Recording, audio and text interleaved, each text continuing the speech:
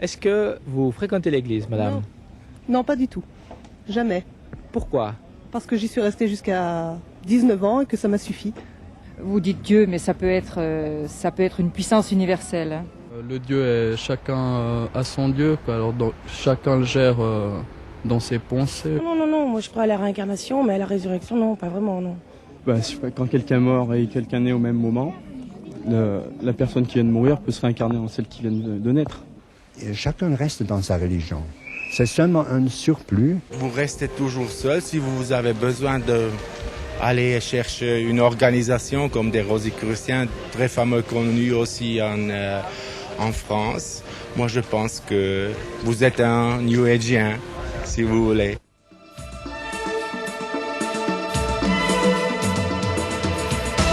Un phénomène spirituel d'une ampleur planétaire défie les religions traditionnelles et en particulier le christianisme en Occident. Le New Age, en français Nouvel Âge, propose un éventail de techniques pour élargir la conscience, instaurer un paradis sur Terre ou encore réussir sa vie future si on a raté celle-ci. Au travers des interviews, ce reportage essaie de décrire quelques aspects du vaste programme du Nouvel Âge et de le confronter au christianisme. Le New Age est né aux États-Unis dans les années 60. Selon la revue 20 ans de janvier 1990, il touche déjà 10% d'Américains. Voici un reportage réalisé par Claude Guénière, envoyé spécial de TF1 et d'Antenne 2 en Californie.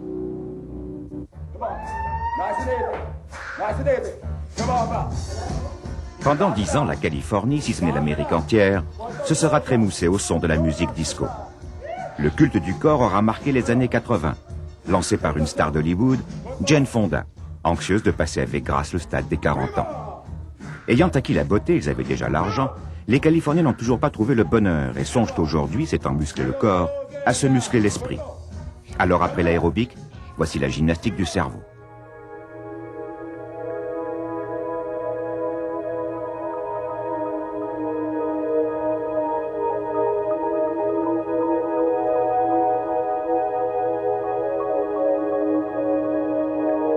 C'est le mouvement New Age, l'âge nouveau, celui de la paix, de l'harmonie, y compris intérieure, de la créativité et de la croyance aux forces de l'esprit.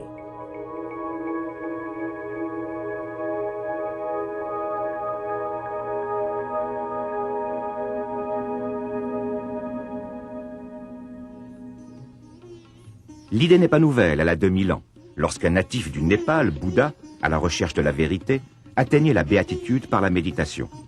C'était la naissance du spiritualisme indien, qui mettra 20 siècles à atteindre l'Occident. 1967, l'Amérique se bat au Vietnam. Faites l'amour, pas la guerre, disent les hippies. Ils visitent l'Inde et ses ashrams, méditent et trouvent le paradis dans les vapeurs de la Marie-Jeanne. Le mouvement disparaît en fumée. Presque. Des sectes subsistent aux États-Unis et continuent de pratiquer le yoga, les chants et la méditation. Avec sérénité, elles annoncent l'arrivée d'une ère nouvelle. Ce document, filmé à Los Angeles, a 11 ans. Il y a un grand réveil spirituel ici. Une nouvelle et grande expérience qui donnera naissance à une nouvelle culture. Nous entrons dans l'âge du Verseau, l'âge de l'amour et de la paix, c'est-à-dire un âge nouveau. Milieu des années 80, dans l'Iowa, sous le dôme de l'université Maharishi. Ils sont des milliers à pratiquer la méditation transcendantale. Une technique qui va, d'après son auteur, le Maharishi Mahesh Yogi, apporter la paix au monde et le paradis sur Terre. Ils affirment que le cerveau d'un expert en profonde méditation influence celui d'un témoin situé dans une autre pièce. S'appuyant sur la physique moderne des quantas, ils proclament qu'à l'origine de toute chose et de tous êtres, réglant notre univers, il y a un champ unifié, fait de vibrations, et que nous pouvons atteindre ce champ par la méditation. Sous forme d'équations, eux aussi annoncent l'arrivée d'un nouvel âge, celui du réveil de la conscience individuelle, qui harmonisera l'homme et la nature et créera un monde parfait. L'idée d'un coup vient de se répandre dans le grand public. Promue par une ambassadrice de charme, une autre star d'Hollywood, qui après plusieurs livres, vient de produire une vidéo sur l'art de la méditation et la puissance des forces intérieures de l'homme. Shirley MacLaine.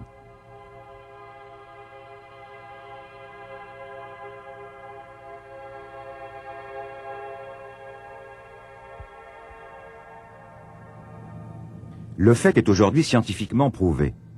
L'intelligence peut être développée par l'exercice et la stimulation de certaines régions du cerveau. Et méditer fait partie de ces exercices. Toutefois, c'est une technique longue à maîtriser. Alors, dans les instituts spécialisés, les Californiens confient à l'électronique la stimulation de leur cervelle.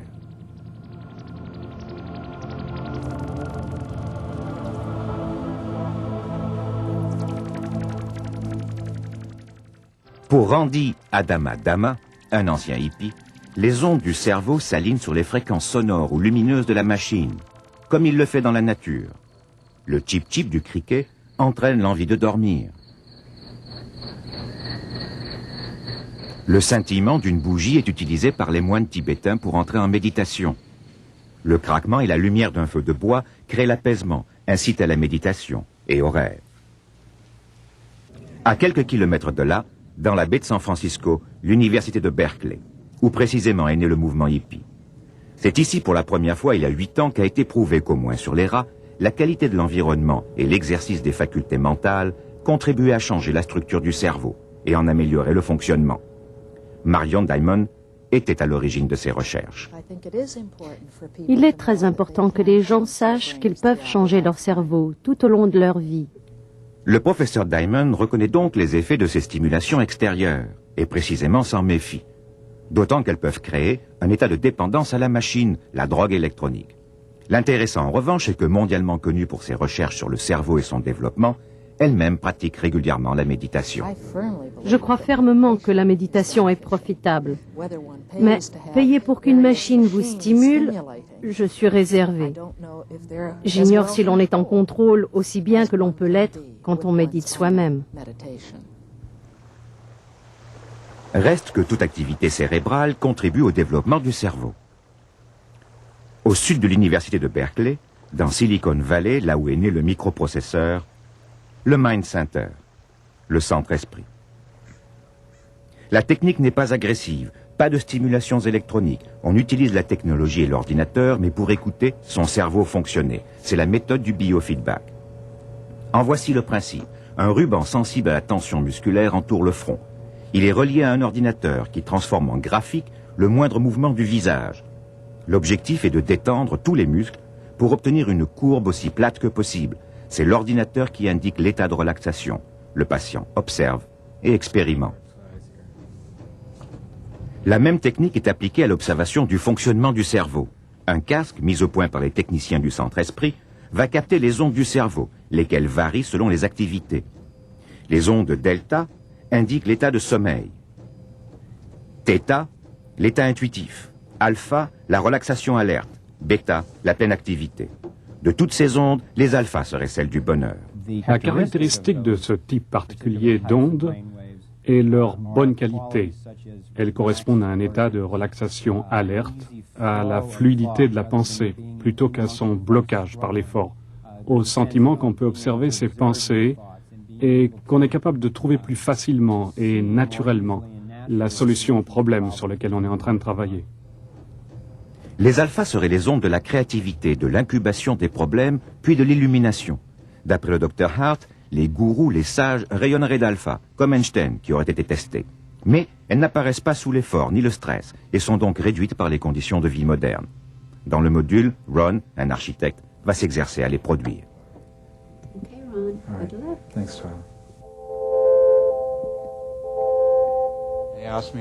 Pour supprimer les alphas, il m'avait demandé de me concentrer sur un objet imaginaire. Étant architecte, j'ai choisi une pyramide. Avec mes yeux, je suivais les arêtes de la pyramide. J'en imaginais chaque détail. Et à ma grande surprise, mes alphas se sont mis à descendre de plus en plus bas. Alors je me suis demandé ce que je pouvais faire pour redresser cette chute. Et je me suis mis à sentir cette pyramide, à m'identifier à elle, à devenir la pyramide. Et mon score a remonté. Quand je suis devenu la pyramide, les informations sont venues parce que j'étais la pyramide.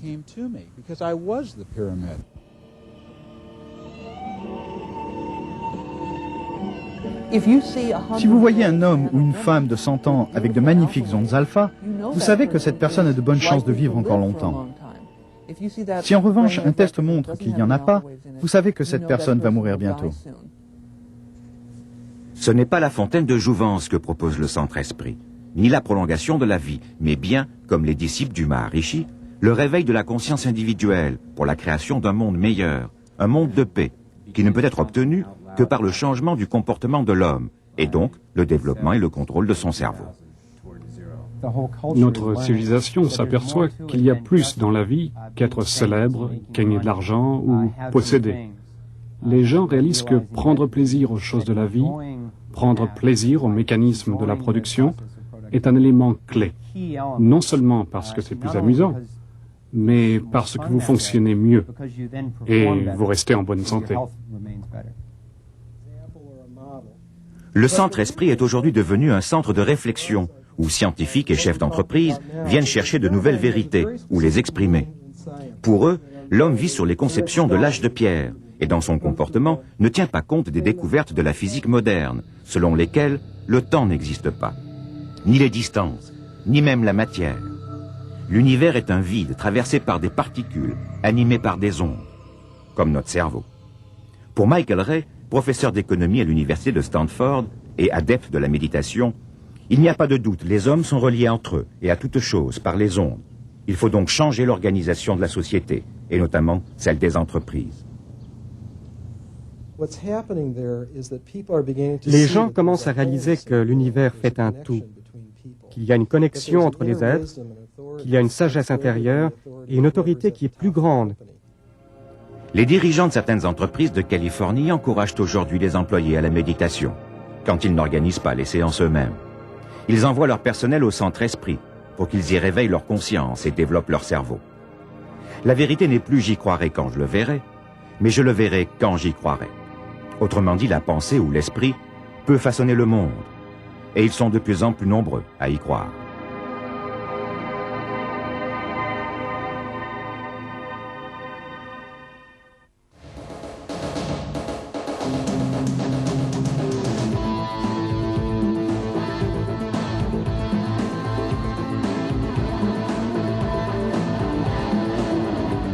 Non, ce n'est pas un extrait de 2 flics à Miami et nous ne sommes pas en Floride. La philosophie et la nouvelle spiritualité du New Age ont depuis longtemps traversé l'Atlantique. Nous sommes en Suisse, au bord du lac de Neuchâtel. Ici se trouve l'un des plus importants centres de diffusion de produits du Nouvel Âge en Europe germanophone. Faisant partie du Rainbow Team, la société New Age Edition est dirigée par un Autrichien, Helmut Ament. Pour s'installer, il a choisi comme cadre l'un des plus beaux vestiges du Moyen Âge en Suisse, le château de Vaumarcus.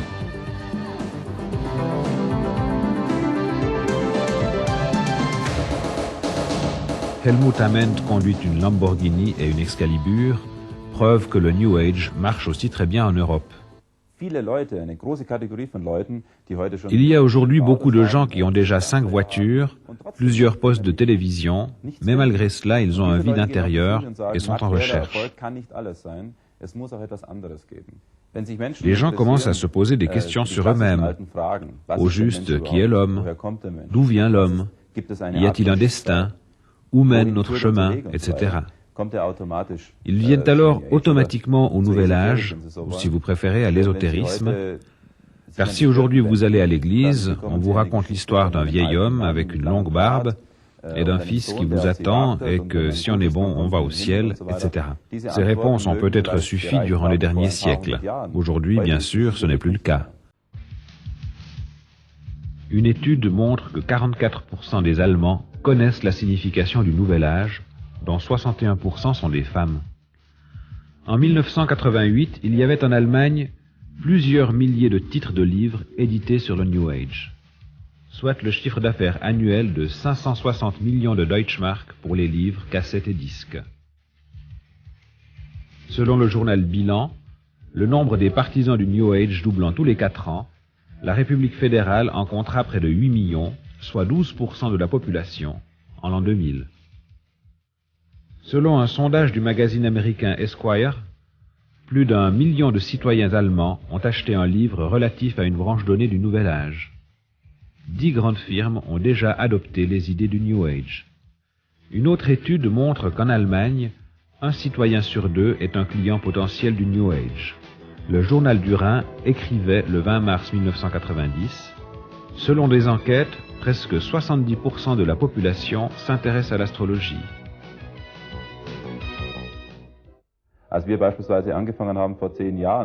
Quand nous avons commencé il y a 10 ans, le nouvel âge ésotérique était inconnu.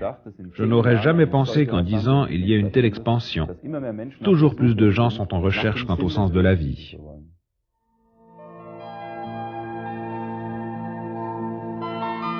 Le New Age explose. Les prophètes du nouvel âge, titre l'hebdo. Les gourous de la réussite, écrit Optima. Le grand bazar du bizarre, dans les dossiers du Canard. La France se met au New Age, dans Femme actuelle. Pour les uns, c'est une chance et une grande espérance pour l'humanité. L'aube d'une ère nouvelle. Pour d'autres, un retour au paganisme et à l'occultisme remis au goût du jour. Nous essaierons de découvrir ce phénomène complexe au travers d'interviews avec ceux qui l'ont étudié, ses adeptes et ses adversaires.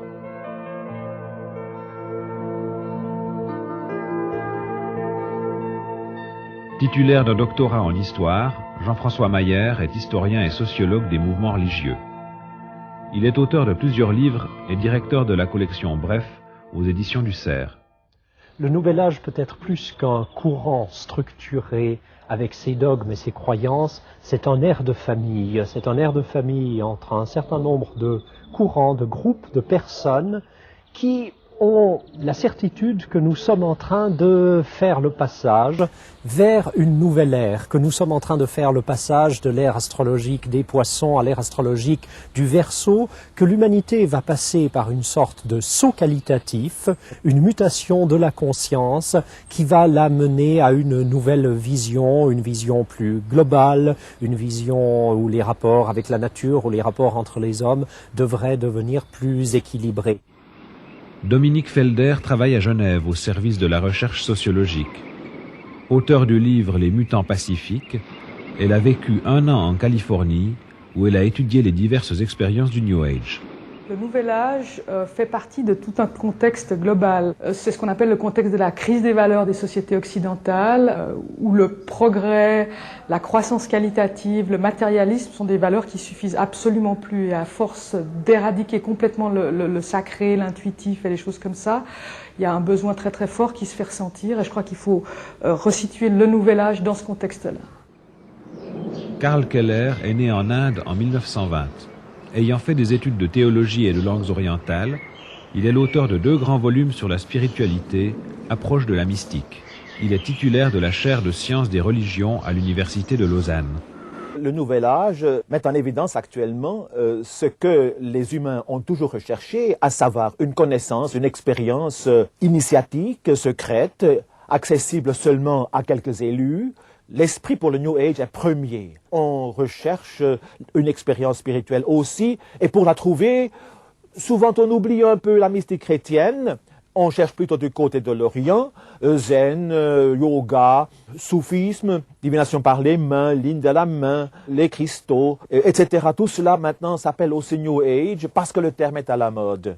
Mais fondamentalement, le New Age est la primauté de l'esprit sur la matière. C'est le terme qui est nouveau, et le terme qui est suggestif, le terme qui fait que maintenant toutes sortes de phénomènes, de pratiques, de recherche, d'idées plus ou moins farfelues, aussi correctes et profondes se rattachent à ce terme englobant, âge nouveau, n'est-ce pas? Et alors, donc le terme est nouveau, pas la chose. Paul Rank est diacre de l'église réformée du canton de Vaud, animateur de l'association Défense de la famille et de l'individu. Suite à un accident de voiture, il souffre à 90% de surdité, ce qui explique le timbre de sa voix. Le Nouvel Âge a plusieurs origines.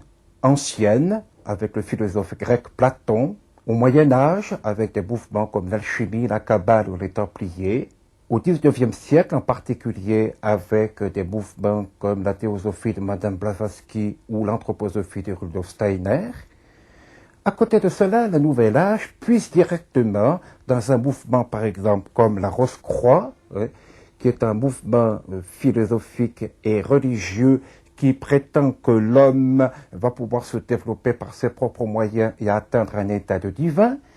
Il y a également un Nouvel Âge moderne, dit scientifique, par exemple avec la gnose de Princeton, c'est-à-dire la recherche de la métaphysique et scientifique par des moyens occultes, et naturellement, je pourrais dire, une autre origine moderne du Nouvel Âge, celle qui a vulgarisé pour la première fois le Nouvel Âge, c'est Marilyn Ferguson avec son livre « Les enfants du Verseau ».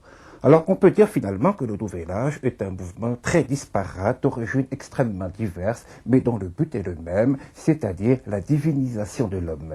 Je pense que le Nouvel Âge s'inscrit dans la suite d'un renouveau occultiste qui est né au XIXe siècle, dont la société théosophique a été l'une des amorces essentielles, mais qui a ensuite passé par toute une série d'épigones de la société théosophique. Et notamment, l'une des étapes importantes a été la publication de toute l'œuvre d'Alice Bailey, une dissidente de la société théosophique, qui a écrit de nombreux ouvrages qui, selon elle, étaient inspirés par communication télépathique par un maître tibétain. En fait, si l'on veut pleinement comprendre toute la problématique du Nouvel Âge, il faut la restituer dans la continuité d'une tradition, je ne dirais pas de nouvelle religiosité, parce que le terme nouveau peut être un peu trompeur, non, je dirais plutôt de religiosité parallèle. Il y a une tradition de religiosité parallèle dont on peut voir les diverses étapes à partir de courants occultistes du XIXe siècle jusqu'au Nouvel Âge à l'heure actuelle. Alain Choiquier est pasteur et conférencier, auteur de plusieurs livres, parmi lesquels Scanner sur le Nouvel Âge. Tout ce qui touche en fait à la Bible et au Nouveau Testament est littéralement balayé par ce mouvement qui se veut beaucoup plus large vers Platon, vers Bouddha, vers l'hindouisme et vers d'autres tendances ésotériques, en même temps que vers un occultisme occidental, tout ceci représentant, si vous le voulez, une sorte de salade païenne offerte comme ça en pâture à notre monde occidental. Tellement assoiffé de vérité et tellement étouffé dans un matérialisme pendant des décennies qu'il a complètement sclérosé au point de sa dimension spirituelle.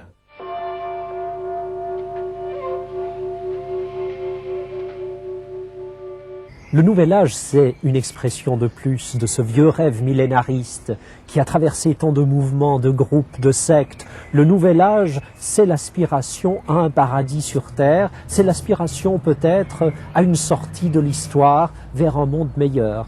C'est une exploration, c'est une découverte. C'est la dernière grande découverte que l'homme va faire après avoir exploré la Lune, les fonds des océans, les montagnes. Maintenant, l'homme veut découvrir son âme et il va faire pour cela un voyage intérieur. Je crois qu'il faut distinguer, qu'on peut distinguer dans le Nouvel Âge ce qu'on pourrait appeler le courant profond et l'écume des vagues. L'écume des vagues, en fait, c'est ce qui est le plus spectaculaire, c'est ce que les médias aiment le plus, mais c'est peut-être ce qui est le moins important. Et sous cet aspect, le Nouvel Âge, c'est une véritable auberge espagnole, avec un mercantilisme absolument éhonté, où on vous vend tout et n'importe quoi, y compris d'ailleurs le salut de votre âme. Et il y a beaucoup de gens qui ont compris qu'on pouvait faire de l'argent, et pas mal d'argent avec ça.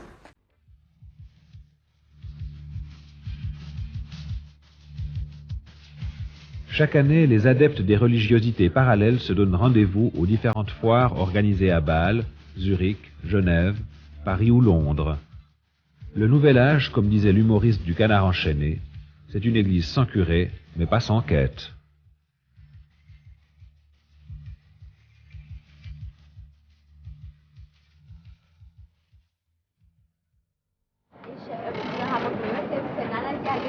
C'est de la Kabbale runique. J'ai rien inventé, je l'ai redécouvert. C'est un système nordique. Si vous voulez, je peux vous démontrer des analogies avec l'Égypte. Seulement, ce système-là provient des druides et qui a son origine dans sa civilisation européenne. Le New Age, c'était fait aussi beaucoup par des raisons de business, comme on dit, business reasons. L'astrologie, en ce temps, devient toujours plus important. Il semble que les gens cherchent quelque chose. C'est vrai que depuis un petit moment déjà, 4, 5, 6 mois à peu près, en ayant développé le rayon, on a beaucoup de gens qui viennent acheter soit des livres très pointus parce qu'ils connaissent bien le domaine, ou d'autres personnes qui viennent simplement acheter l'horoscope juste pour savoir un petit peu ce qui les attend dans l'année. On a aussi une grande demande en livres, si vous voulez, un petit peu oriental ou méditation. Et puis toujours évidemment les grands livres des sociétés secrètes ou les grands livres mystérieux ou paranormaux. C'est vrai que c'est une grande vente, quoi.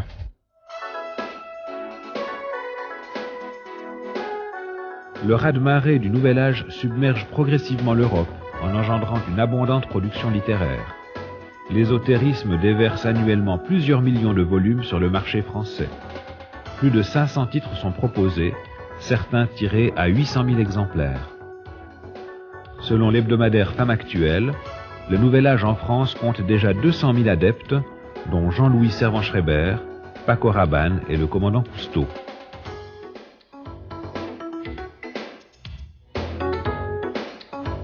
Le Nouvel Âge a des bases astrologiques.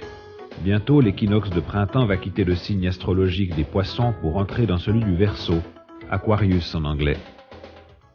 Si on regarde au point de vue astrologie, on sait qu'une ère fait environ 26 000 ans, c'est-à-dire que le point vernal, l'équinoxe de printemps, se déplace régulièrement vu la position de la Terre qui n'est pas droite, mais légèrement penchée. Il faut 26 000 ans pour qu'elle retrouve son point de départ. Donc 26 000 ans divisé par 12 signes, ce qui fait 2160 années à peu près par signe.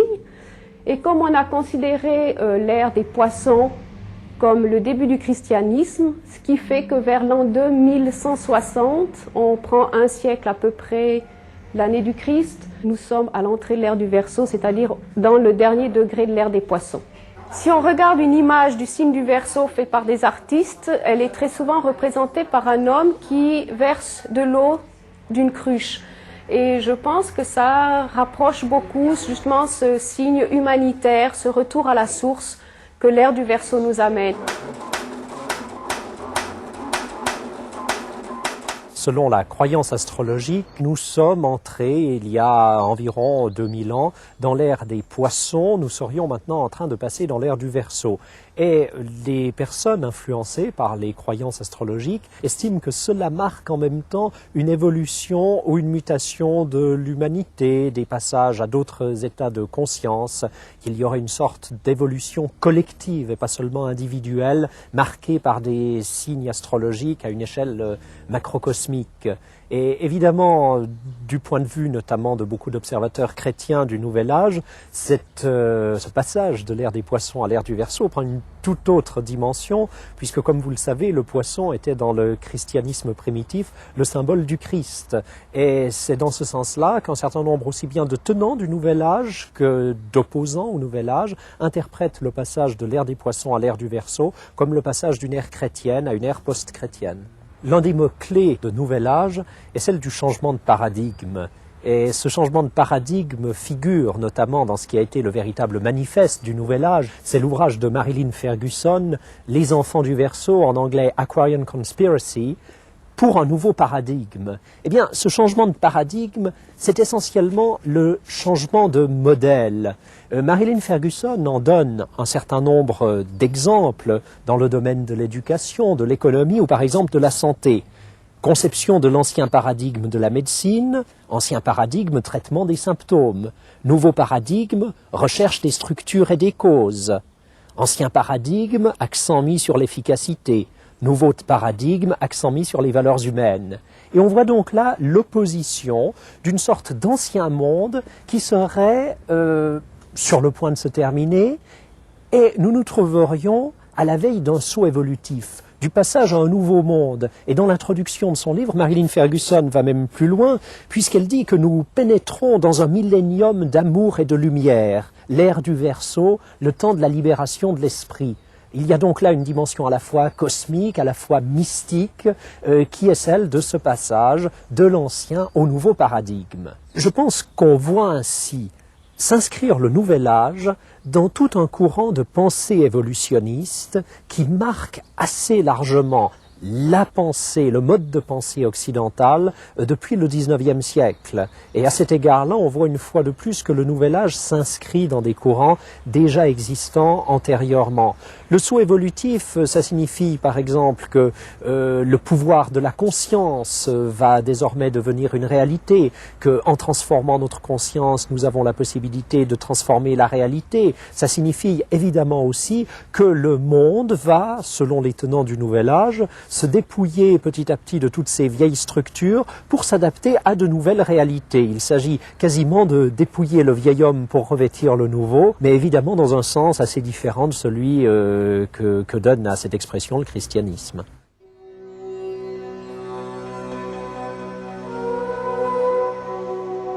Nous sommes à Sierre, dans un canton traditionnellement catholique. Comme un défi, juste en face de l'église, se trouve un centre holistique et la librairie Lotus. Fondée par 3 femmes, elle propose des livres, cassettes, pendules, objets ésotériques, de même qu'un horoscope électronique et des cours d'initiation sur l'influence énergétique des cristaux. Ici, pas de bénéfices, mais beaucoup de bénévolat et une bonne dose d'amour en quête du spirituel.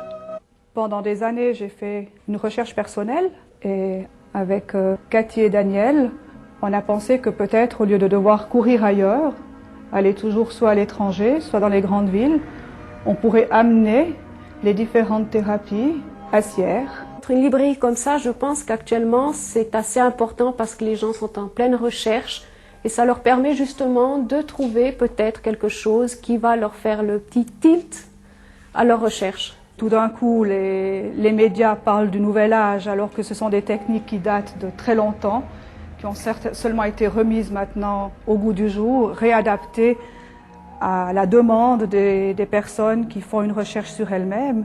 Je crois que la démarche du Lotus est aussi une démarche d'amour quelque part pour soutenir momentanément quelqu'un. Vous savez que Jésus-Christ était aussi un grand initié, qu'il a enseigné des choses magnifiques, pleines d'amour, au même titre que d'autres initiés. Et nous sommes un endroit avec une très grande ouverture. Les différents mouvements sont représentés, et pourquoi pas la Bible? En dehors des livres, nous vendons des essences, des encens, des huiles essentielles. Nous avons des pendules, nous avons des tarots. Et un des grands domaines, c'est aussi le domaine des cristaux, qui a beaucoup d'attrait pour les gens. C'est un monde magnifique. Danielle Tonossi, l'une des responsables de la librairie Lotus, croit beaucoup à l'harmonisation des énergies par les cristaux. La vibration du cristal est quelque chose de très particulier puisqu'il s'agit de la lumière radiante, la manifestation de la lumière blanche, de la force de vie universelle. Lorsque nous allons travailler ce soir la zone du visage, les différentes zones du visage en relation avec le corps tout entier, il y aura un pont qui sera créé. Selon votre ouverture, vous allez percevoir des choses très très fortes ou tout simplement subtiles, mais ce qui est clair, c'est que vous allez faire un voyage à l'intérieur de vous-même. Et pourquoi ce voyage à l'intérieur de vous-même? Parce qu'à l'intérieur même de notre corps, dans le centre de notre cellule, la partie que l'on appelle la centriole, il y a la même composition que celle du cristal. Ces techniques, les méthodes différentes présentées avec les cristaux rejaillissent actuellement, et lorsqu'on parle du Nouvel Âge, bien souvent, effectivement, le cristal a son rôle. Mais dans ce continent disparu qu'était l'Atlantide, le cristal avait une place vraiment honorable, respectable. Le cristal était employé pour la guérison, pour la manifestation de pouvoir bien précis, pour la transmission, pour capter. Et il y avait une connaissance énorme en rapport avec ce continent. Et cette civilisation a disparu, il semblerait tout simplement parce que la notion de pouvoir a pris le dessus et le cristal pouvant être mal utilisé, sinon respecté, a accompagné dans cette destruction globale. Je prends contact avec la boule de cristal qui repose dans mes mains. J'ai procédé au petit rituel de purification. Je demande à l'énergie des cristaux de m'accompagner et maintenant je vais prendre contact avec ma partenaire en lui entourant l'aura afin de percevoir son champ énergétique. Et puis je vais tout simplement travailler maintenant avec cette boule en commençant sur les zones du front. Et cette zone du front est en relation avec nos schémas de pensée. Et cette main est ouverte parce que bien souvent elle va me servir d'antenne. C'est-à-dire que c'est la main recevant d'autres informations. Et puis pour terminer, je vais reprendre congé de ma partenaire à nouveau en l'entourant son aura, en visualisant par la même occasion un œuf de lumière blanche bordé d'or en tant que protection, accompagnement, afin que ce qui a commencé à se manifester puisse continuer dans son propre rythme, dans sa propre enveloppe, selon sa résonance particulière. De ma propre expérience, lors d'un travail de réincarnation, j'ai eu des messages bien précis en rapport avec le troisième œil, où je me voyais en train de visualiser un troisième œil égyptien et une voix me murmurant lapis, jaspe, malachite, et une vibration extrêmement forte, et j'avais vraiment l'impression d'être régénérée au niveau du troisième œil. Or, à cette époque, je ne travaillais pas du tout avec les cristaux, et cela m'a vraiment beaucoup impressionnée. Par la suite, en feuilletant des livres égyptiens, j'ai retrouvé la pierre telle que le jaspe, malachite, et le fameux lapis lazuli, qui est une pierre très ancienne, sacrée, et qui était déjà connue dans ces civilisations égyptiennes, atlantides et autres. Pour certains, ces techniques du Nouvel Âge sont un défi au christianisme, alors que pour moi, je les ressens beaucoup plus profondément, tout ce qui est en rapport avec le Christ et l'Église, et je les comprends mieux. Je suis beaucoup plus proche de l'Église depuis que je connais un peu le Nouvel Âge. C'est tellement un vaste domaine que je n'aurais jamais fini d'apprendre. Ce qu'il faut comprendre, et ce qui est assez important, c'est que le phénomène du Nouvel Âge touche les églises, y compris à l'intérieur des églises. Il y a une enquête qui a été faite, par exemple, en septembre dernier par l'Église nationale protestante genevoise, où il apparaît que moins d'une personne sur 5 croit à la résurrection, que la moitié des gens croient que la Bible est juste une chose à une valeur morale ou culturelle. Plus important encore, il y a eu une grande enquête du Fonds national de la recherche scientifique qui a été faite par un sociologue qui s'appelle M. Campiche, dont les résultats vont paraître à l'automne prochain, où il apparaît que 30% des personnes qui se déclarent chrétiennes croient à la réincarnation, ce qui est en totale contradiction avec la doctrine chrétienne. Selon le New Age, aucune religion ne permet d'atteindre la vérité, car elle est en chacun, qui doit mener son propre itinéraire spirituel.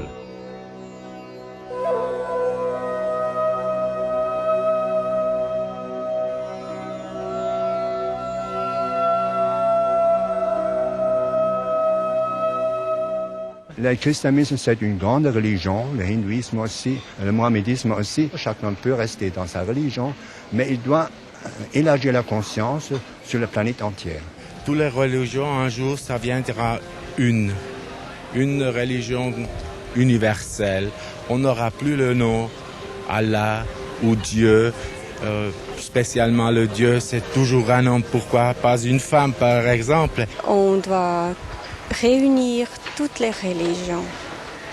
Quand on voit une montagne, on prend un chemin, on peut le prendre de tous les côtés. Quand on arrive au bout, la vue, c'est pour tout le monde la même chose. Le Nouvel Âge rejette les églises établies. Il veut communiquer directement avec Dieu, qu'on appelle l'être universel, la grande énergie. Le Nouvel Âge présente l'homme comme partie de la divinité, de la conscience cosmique. Dieu, pour moi, bon, c'est une force, mais c'est pas un personnage. Aujourd'hui, l'individu doit se chercher lui-même. Et c'est à nous de décider et faire l'expérience là-dessus, qu'est-ce que c'est juste ou pas. Nous sommes aussi Dieu.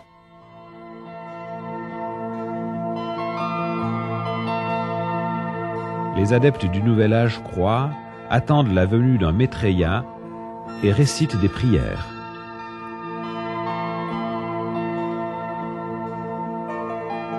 Le triangle est l'un des symboles utilisés par l'Association de la bonne volonté mondiale. La grande invocation est faite par la bonne volonté mondiale. Elle est venue du tibétain, répandue dans le livre d'Alice Bailey. Commencé en 1935, c'est répandu sur toute la Terre. On l'a fait dans 60 langues environ et dans beaucoup de dialectes. On se met ensemble, on prie la grande invocation, on se met télépathiquement ensemble. Et le Christ, on remplace dans les autres religions le Maitreya, l'Inamina, le Baphomet, etc. Tu sens que nous appelons la race des hommes, que le plan d'amour et de lumière s'épanouisse et puisse sceller la porte de la demeure du mal. Que lumière, amour et puissance restaurent le plan sur la terre. Ce qui me frappe aujourd'hui, c'est l'individualisation croissante des choix religieux. De plus en plus, nous nous trouvons sur un véritable supermarché du religieux, la religion à la carte, les choix religieux en libre service. Et le Nouvel Âge est sans doute l'une des expressions de cette ère d'individualisation extrême des choix religieux, même par rapport à des gens qui peuvent encore se trouver au sein des églises chrétiennes. Je ne pense pas que le Nouvel Âge soit une religion, c'est plutôt une philosophie de l'homme pour l'homme. Une philosophie qui a pour but de trouver le bonheur, d'être heureux sur cette terre seulement. Si je feuillette un certain nombre de revues typiques de la religiosité parallèle, je pense par exemple à une revue comme Spuren en Suisse alémanique, un mensuel francophone comme le périodique Recto Verso, et il y en a évidemment beaucoup d'autres. Vous y trouvez là une offre absolument époustouflante qui va de techniques corporelles à des séminaires de régression dans les vies antérieures, à des nouveaux mouvements religieux, à des techniques de méditation, et parfois plusieurs techniques qui n'ont rien à voir entre elles, qui commencent à se combiner, à se mélanger. Et si on veut vraiment comprendre aujourd'hui la croissance, la diffusion du Nouvel Âge, ça n'est qu'en le replaçant dans ce contexte d'un véritable supermarché du religieux, d'une individualisation croissante des choix religieux.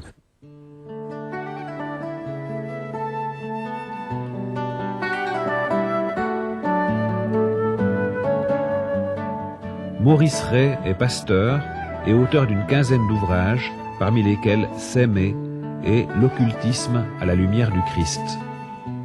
En participant récemment à une émission de la télévision romande qui nous confrontait à des adeptes du Nouvel Âge, j'ai été très ému par certains côtés. Ces gens sont en quête d'un absolu pour lequel ils sont prêts à beaucoup de persévérance, prêts à payer le prix, même de certaines souffrances.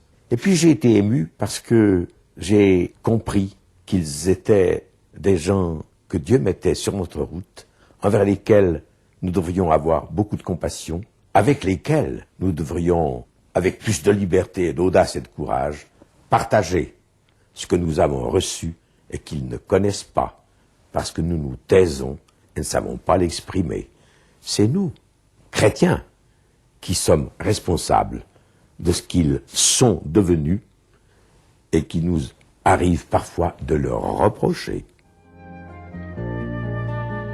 Pierre Amet, pasteur de l'église réformée à Saint-Blaise-aux-Trives, étudie depuis plusieurs années les problèmes du Nouvel Âge. Auteur d'un coffret cassette, il a donné de nombreuses conférences sur ce sujet.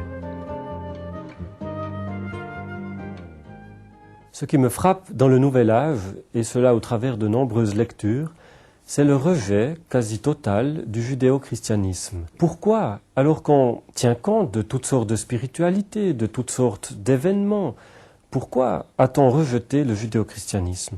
Et ce qui est reproché au christianisme, c'est son rationalisme.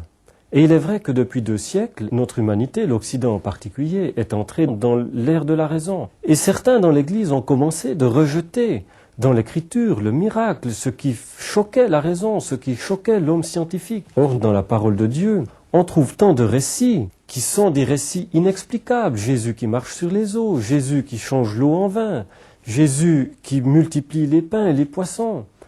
Et puis que dire de l'apôtre Paul qui dit « Je connais un homme qui a été ravi au 3e ciel ». Est-ce que c'était dans son corps? Est-ce que c'était sans son corps? Je ne sais pas. Mais il a vu des choses qu'on ne peut pas rapporter avec la parole humaine. Et les tenants du Nouvel Âge aujourd'hui lisent le christianisme au travers de ceux qui ont commencé de rejeter dans l'écriture, le miracle, ce qui choquait la raison, ce qui choquait l'homme scientifique. Ils ont dit, mais cette pensée n'a rien à nous apporter, nous qui communiquons avec des esprits guides, nous qui vivons des expériences de l'au-delà, nous qui pouvons remonter dans des vies antérieures. Et c'est ainsi que toute la tradition judéo-chrétienne a été éliminée du Nouvel Âge.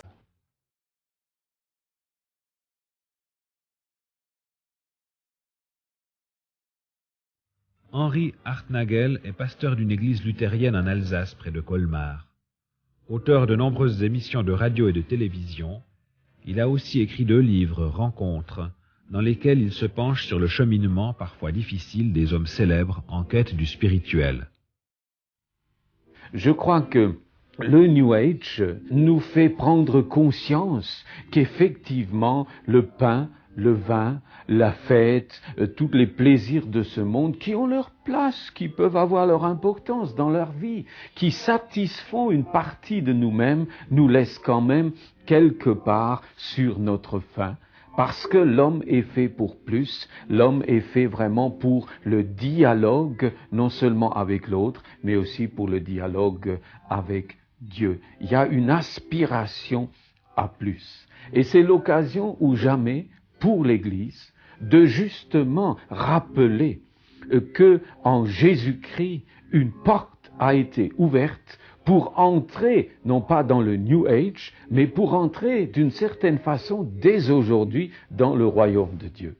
Et de trouver dès aujourd'hui ce monde de paix, ce monde d'amour, ce monde de joie, ce monde d'espérance que chacun quelque part désire. Lamartine disait, borné dans sa nature, infini dans ses aspirations, l'homme est un Dieu tombé qui se souvient du paradis. Et en chacun, il y a quelque part ce souvenir, il y a ce désir de retrouver ces choses essentielles. Le Nouvel Âge a volé aux chrétiens la plupart de ses symboles. Prenons l'exemple de l'arc-en-ciel, qui figure dans toutes les publications du Nouvel Âge. Ce signe a été donné lors du déluge à Noé comme une promesse que jamais plus la création aurait à subir une destruction par l'eau. Prenons ensuite la guérison, holistique comme ils disent, c'est-à-dire englobant tout l'être. Qui a promis à l'homme une guérison intérieure, extérieure, physique, psychique, spirituelle, une guérison qui le réconcilie, l'homme, avec lui-même, avec les autres, avec Dieu, sinon Jésus-Christ. Prenons ensuite cette quête de l'esprit que propose le Nouvel Âge. Jésus n'a-t-il pas dit qu'il donnerait l'esprit avec abondance à ceux qui le lui demanderaient, avec un fruit connu, l'amour, la joie, la paix, la plénitude. Prenons enfin le Christ, assurant de son retour. Le Nouvel Âge leur prend son compte. Mais ce n'est plus Jésus qui revient, c'est un Christ cosmique qui viendrait renouveler la création. Ce renouvellement, il a déjà commencé aujourd'hui en Jésus-Christ. Et le dernier signe auquel on peut ramener le Nouvel Âge, et qui est peut-être le plus connu, est celui du Verseau. Le Verseau, c'est ce signe astrologique qui va remplacer le signe des Poissons. Le Verseau, c'est l'image de l'eau qui viendrait en abondance et en bénédiction sur cette création. Or, qui est la source d'eau vive? Qui a promis aux hommes que des fleuves d'eau vive couleraient dans le sein de ceux qui croiraient en Jésus-Christ? Personnellement, je crois que le vrai saut évolutif a déjà eu lieu. Lorsque Jésus, le Fils de Dieu, est venu sur la terre, lorsque Jésus est mort et est ressuscité, lorsque Jésus, devant Pilate, a dit « Mon royaume n'est pas de ce monde ». Et voilà le vrai saut évolutif. C'est pour cela que Jésus a été condamné. Et ainsi, il y a une différence fondamentale entre le nouvel âge qui monte de la terre, qui vient de l'homme, et le royaume de Dieu.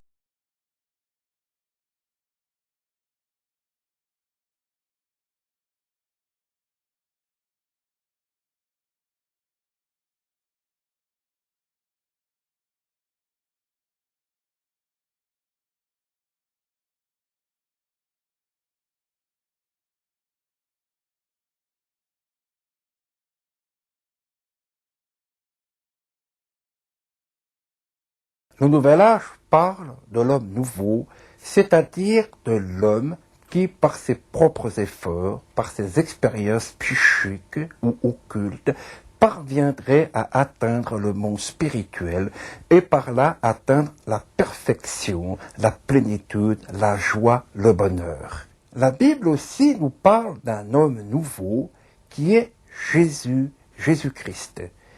Jésus-Christ lui-même, c'est l'homme, le Fils de Dieu, qui est descendu sur la terre pour nous sauver. Entre ces deux choses, entre l'homme nouveau de Nouvel Âge et Jésus-Christ, l'homme nouveau, il y a une différence fondamentale, parce que Jésus-Christ est descendu, tandis que l'homme nouveau de Nouvel Âge monte. Et moi-même, en tant que chrétien, en tant que diacre, où je me situe? Eh bien, je me situe dans la perspective du Christ qui est venu me chercher alors que j'étais perdu, et il m'a renouvelé. Et étant renouvelé, eh bien, je peux dire que déjà, en Jésus-Christ, je suis une nouvelle créature.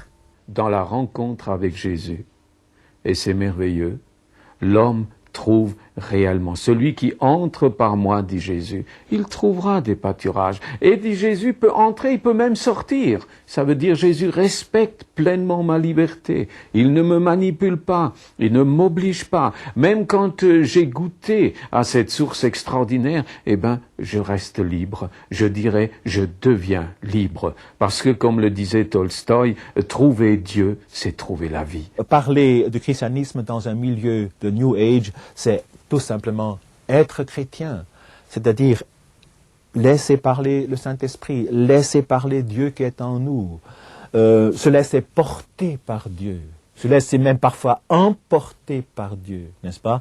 On parle d'envolée rhétorique, non, c'est pas ça au fond que je vise, mais l'envolée de l'esprit peut-être, n'est-ce pas? La conviction intérieure, elle seule peut convaincre, et puis aussi naturellement la concordance entre la conviction intérieure et la vie extérieure, n'est-ce pas?